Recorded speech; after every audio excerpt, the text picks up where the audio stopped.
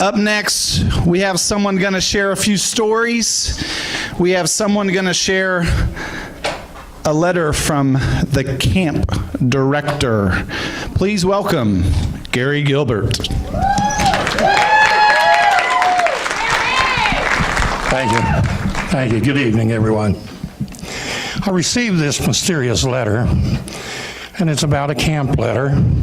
And a church camp got an inquiring letter from the wife of a famous evangelist.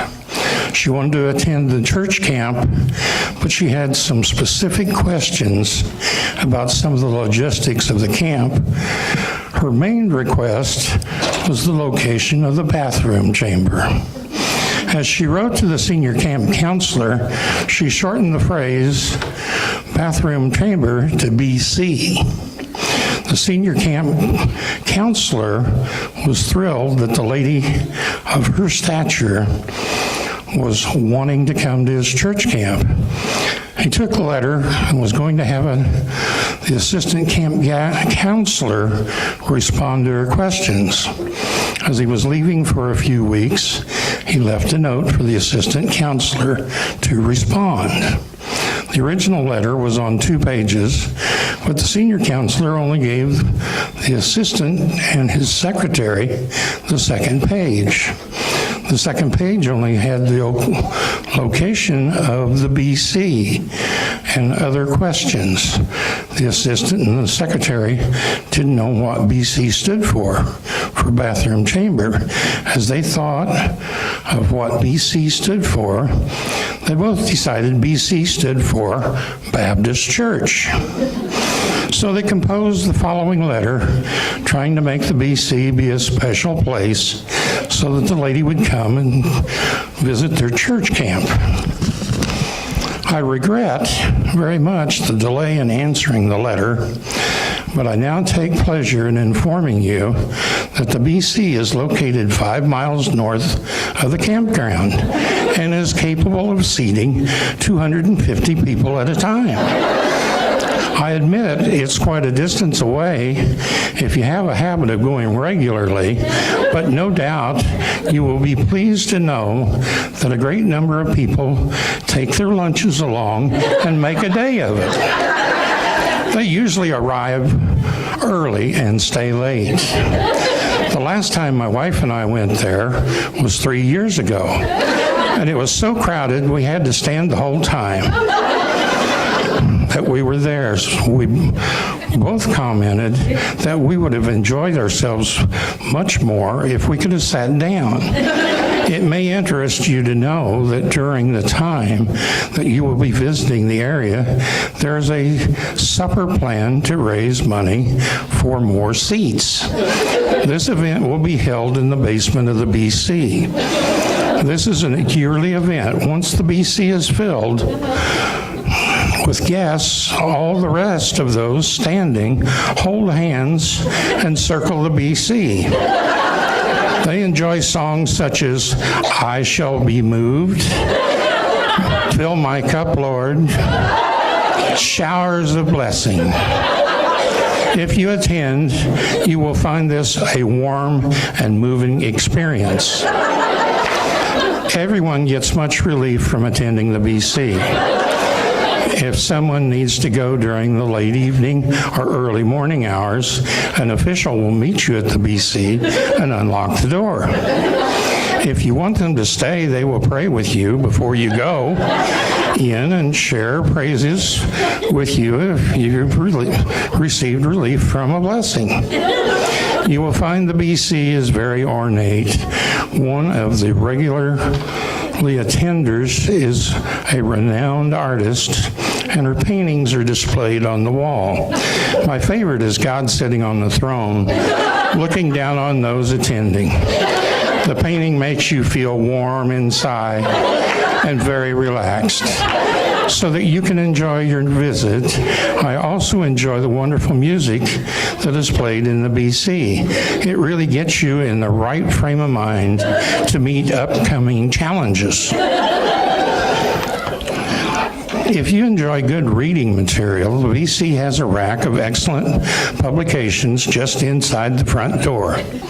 There's also a paper and pencil if you'd like to take notes during your visit. As these are free, everyone is welcome to take these and read them, and you are waiting for the beginning of the events to come. All those that attend the BC are asked to sign the register, as records are kept of how often people use the BC.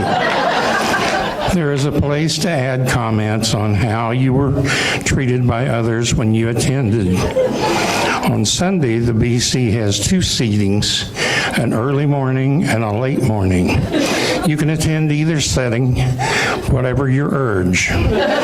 I can tell you that the camp provides shuttle service to the BC for both settings. The BC is very informal, and those that attend wear a variety of clothes. I've seen people wearing everything from robes to sandals to prom dresses. Many of the ladies wear hats to the sittings on Sunday morning. At the end of each sitting, each lady is asked to get up from her seat and tell about the type of hat that they're wearing. So you might want to pack a couple of your favorite hats.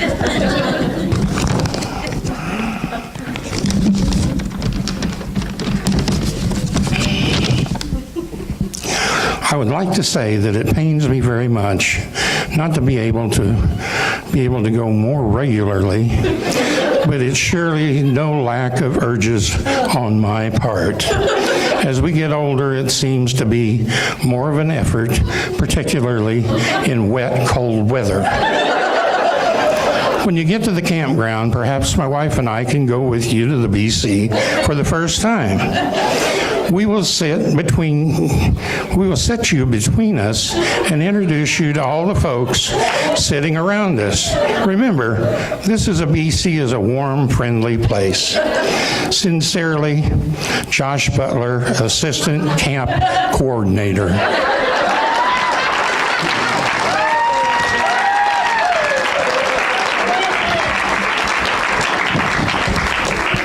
And now I've got kind of a couple of international stories for you.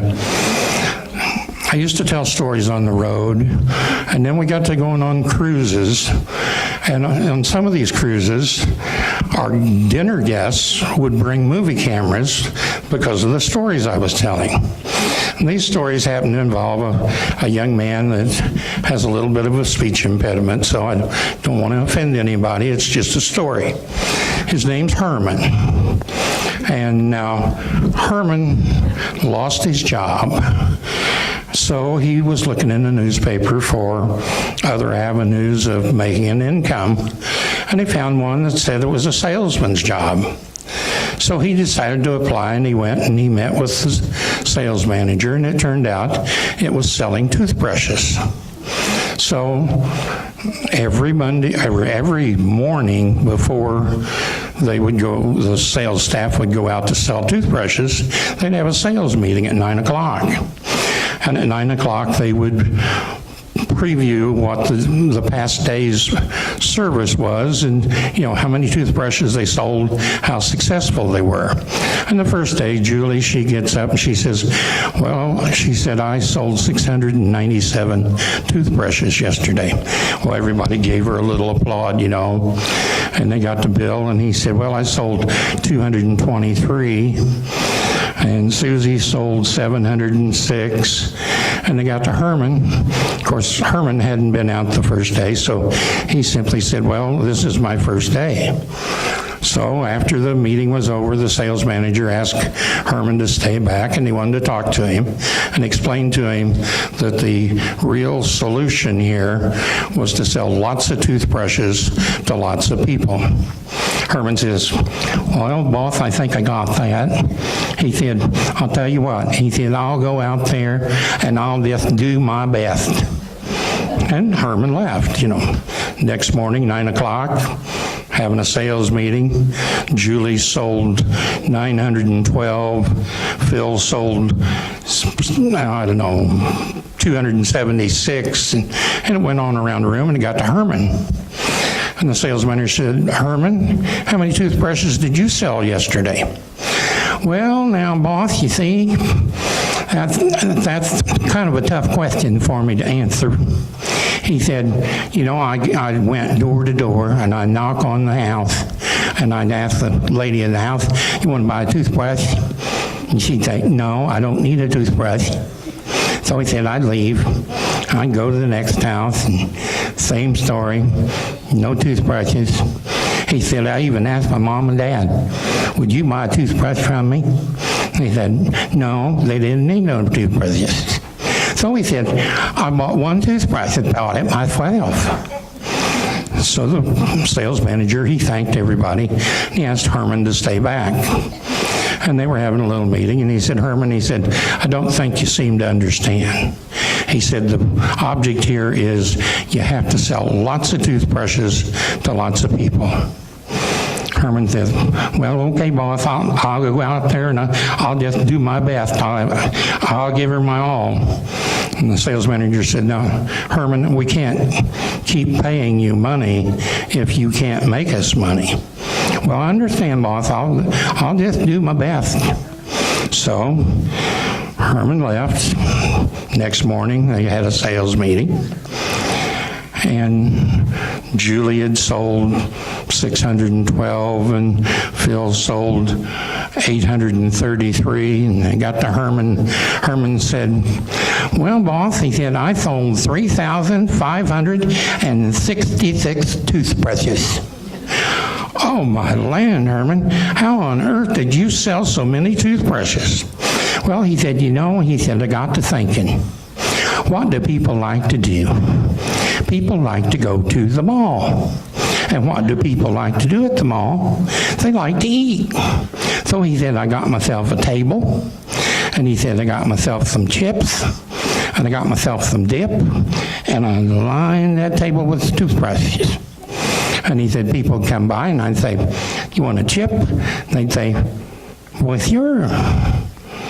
And he'd say, well, you want to try some dip? And they'd try the dip, and they'd say, this tastes like crap. He said, that's what it is. You want to buy a toothbrush?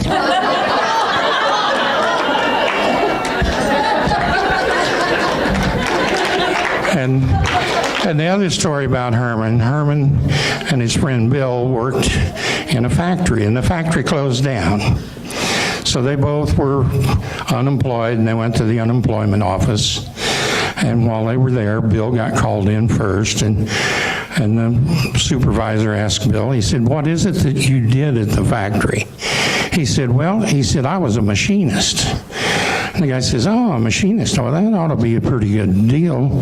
He gets out his little book and he starts thumbing through the pages. He gets M.A., machinist. Well, Bill, he said, I think you're going to be really happy. He said, we're going to pay you $572 a week for the next 60 weeks. Well, Bill's just thrilled, and he goes back out, sits down next to Herman. Herman says, well, say, Bill, he said, how did you do in there? Bill said, well, Herman, I'm getting $572 for 60 weeks. Well, Faye, that's wonderful, he said. And you were just a machinist. He says, I'll probably get much, much more money than that. So about that time, called up Herman. Herman went back to see the supervisor, and he asked him, he said, well, Herman, what did you do in this factory? Herman says, I was a diesel fitter. Well, he said, a diesel fitter, that sounds pretty important. He said, just let me look that up. And he flipped through his book, diesel fitter. Oh, Herman, he said, I think you ought to be happy with this. He said, we're going to pay you $200 a week for the next 28 weeks. Herman said, now, just a doggone minute. He said, my friend Bill was in here. He gets $572 for 60 weeks, and my job was much more important. He said, well, Herman, what exactly did you do as a diesel fitter? Well, he said, I'll tell you what. He said, we worked in this pantyhose factory, and he said, the left leg came down the left chute, The right leg came down the right chute. He said, I'd take a sewing machine, I'd stitch them together, I'd stretch them out, I'd pull them over my head and say, diesel fitter. Thank you very much.